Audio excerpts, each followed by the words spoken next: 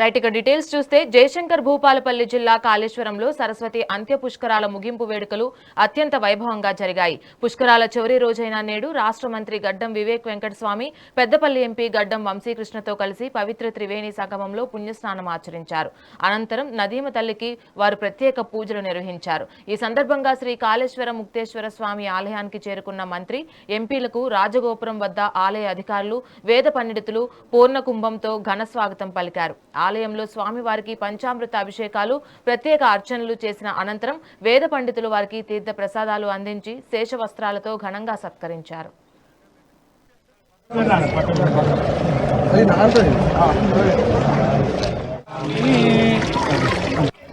చిన్న పుష్కరాలు మన ఇక్కడ గోదావరి, ప్రాణహిత, సరస్వతి ఈ 3 నదులు ఇక్కడ కలిసి ఈ సంఘం చాలా విశిష్టమైన సంఘం ఇది.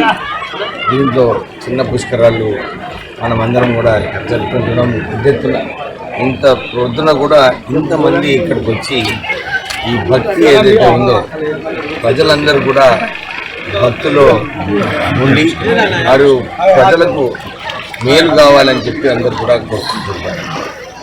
రాష్ట్ర ప్రభుత్వం రేవంత్ రెడ్డి గారు పుష్కరాలు పెద్ద ఎత్తున చేయాలి.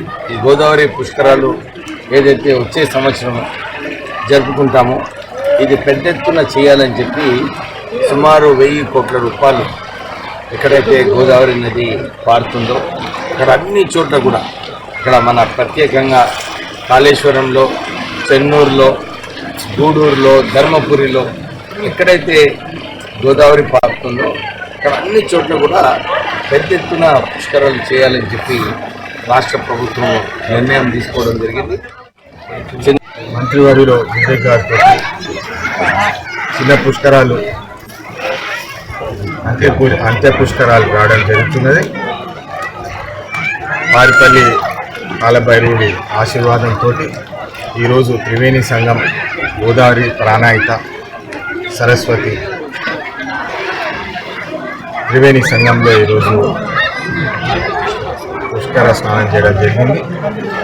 తెలంగాణ వ్యాప్తంగా అభివృద్ధి బాటలో పనిచేసే శక్తి ఆశీర్వాదము అందరికీ ఇవ్వాలని చెప్పి అభివృద్ధి బాటలో నడిచే ఈ ప్రజాపాలనలో ఖచ్చితంగా కృషి చేసి మేము కష్టపడతామని చెప్పి మరొకసారి అందరికీ తెలియజేస్తూ దేవుడి ఆశీర్వాదము, కాళేశ్వరం ముక్తేశ్వర ఆశీర్వాదము అందరి మీద